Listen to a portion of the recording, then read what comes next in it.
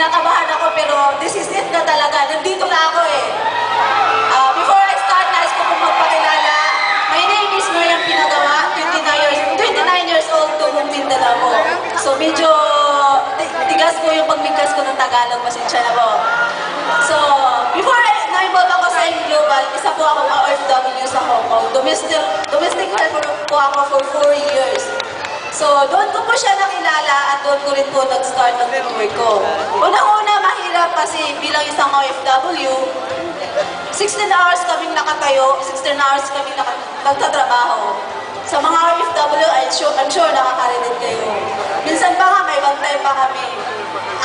Ang pinakamahirap doon, sa isang linggo, isang beses lang kami baka-off. Minsan pa nga, wala eh.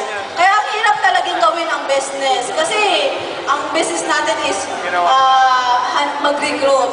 So sabi ng upline ko, Mer, alam ko makakaya natin to. So, thank you sa lahat ng nagturo sa amin kung paano gawin ang business through online. Doon ko ginawa yung business, doon namin nag-start, doon lumaki ang grupo ko. After 10 months po na ginawa ko yung AIM Global part-time, nakapag-for good po ako dito sa Pilipinas.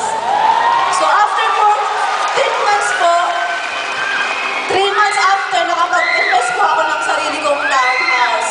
Dito po sa Akarinta. Then sabay po noon, nakapagpagawa po ako ng bahay namin sa probinsya. Yung matatawag na bahay, hindi gogo. Kasi alam nyo naman po yung mga bahay sa probinsya.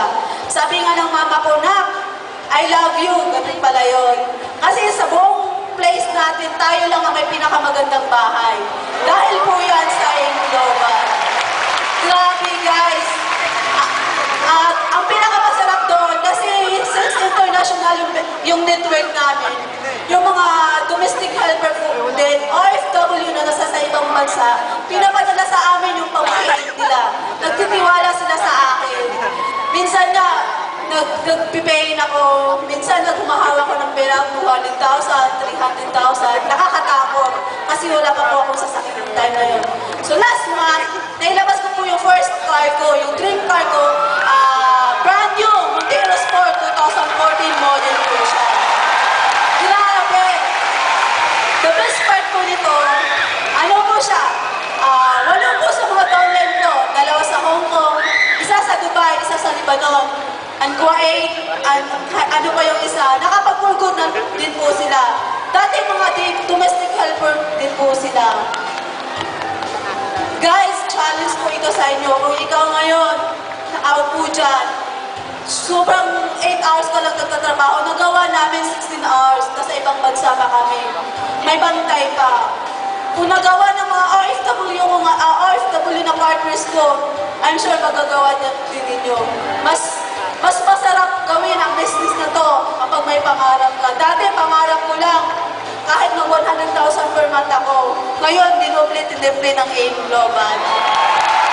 Sa lahat ng uplines ko, sa ulo ng Alliance Unicorn International ang Brian Tumada, isang ka mga inap, thank you so much sa walang sawang pagsuporta at pag-guide sa akin.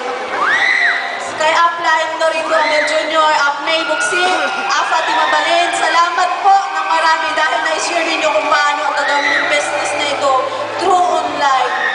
Sa direct upline ko, Maylin Dasilaw, thumbs up dahil pinakilala mo sa akin. Kung hindi mo pinakilala sa akin, I'm sure wala ko dito sa harap ko ngayon.